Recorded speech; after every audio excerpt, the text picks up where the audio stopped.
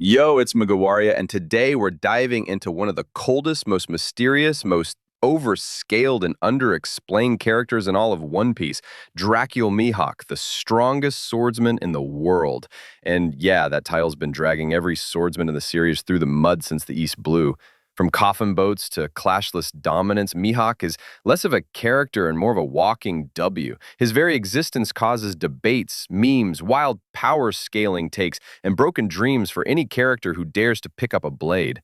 And if you say otherwise, Mihawk fans will personally enter your comment section with Mihawk negs before you even hit post.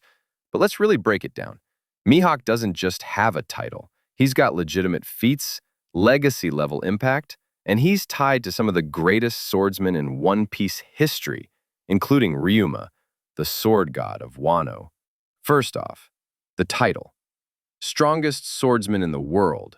That's not a hype nickname like Dart King or Fire Fist. That's a position, like Pirate King or Fleet Admiral.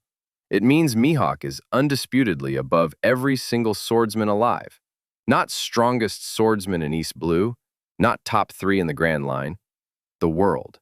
And the world of One Piece includes monsters like Zoro, who cut a literal mountain of steel at Enies Lobby, Vista, commander of the Whitebeard Pirates, and one of the top swordsmen of the old era, Shiryu of the Rain, who has invisibility hacks and fights like he's playing in hard mode, and yes, even Shanks, who's considered Mihawk's former rival.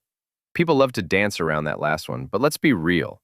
If Mihawk used to duel Shanks, pre-Emperor, and then stop fighting him after he lost his arm, that tells you two things. Mihawk viewed Shanks as a worthy match. After the arm, he didn't anymore. That's not a diss, that's respect. He doesn't fight unless it's worth it. He's not out here dueling every guy with a blade. He's waiting for the one person who can push him, and until then, he drinks wine and minds his business. On a throne, alone. Let's talk feats, because people love to downplay him. Mihawk sliced Don Krieg's entire ship fleet with one clean vertical slash. That's a ship-crushing feat in the East Blue, when no one else was even remotely at that level. He stopped Zoro's 3-sword-style barrage with a dinner knife.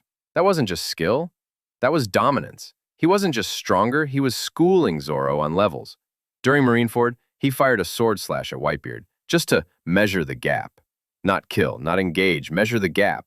And it took Jozu, a diamond body Yonko commander, to block it. That's a top-tier attack being casually thrown.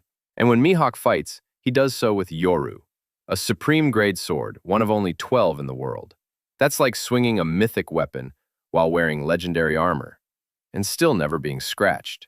Now let's talk legacy and connections, because this is where it gets slept on. Mihawk represents modern-day sword mastery, while Ryuma, the legendary swordsman from Wano, is the mythical past. Ryuma is called the Sword God. He slayed a dragon. He was so powerful that his sword, Shisui, became a national treasure in Wano. Ryuma's legacy is felt generations later, and what's crazy is that Oda confirmed Mihawk is the strongest swordsman since Ryuma. That's direct lineage. The new king of blades standing on the mountain Ryuma once ruled. Ryuma is Zoro's spiritual predecessor, and Mihawk is Zoro's physical rival. That makes Mihawk the man sitting in the throne that Ryuma once defined, waiting for Zoro to come take it. That's generational storytelling. Mihawk is the final boss of the sword style. Not just strong, foundational.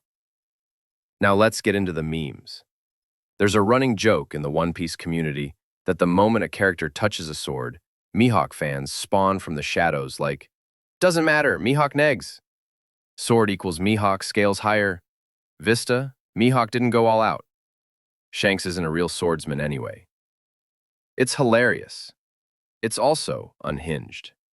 Mihawk scaling isn't just high. It's infinite until proven otherwise. He hasn't gone all out in the manga. We've never seen him pushed. There are no scenes of him taking damage or even being stressed. And that's why fans go wild, because the ceiling for Mihawk's power hasn't been shown. And until it is, people just imagine he can beat anyone with a sword by default.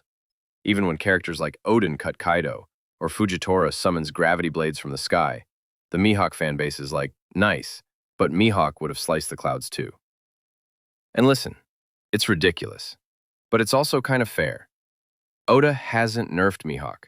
If anything, he's deliberately saving him for the Zoro endgame. And that's where the respect really kicks in. Mihawk isn't chasing glory. He isn't trying to be Pirate King. He's not aligned with any Yonko. He's not even interested in running a crew. He just exists on the top floor of swordsmanship, chilling, drinking wine, waiting for Zoro to level up and knock on the door. Because for Zoro to achieve his dream, he doesn't need to beat a Yonko or an Admiral or even Emu. He just needs to beat Mihawk. That alone tells you where Mihawk sits on the food chain.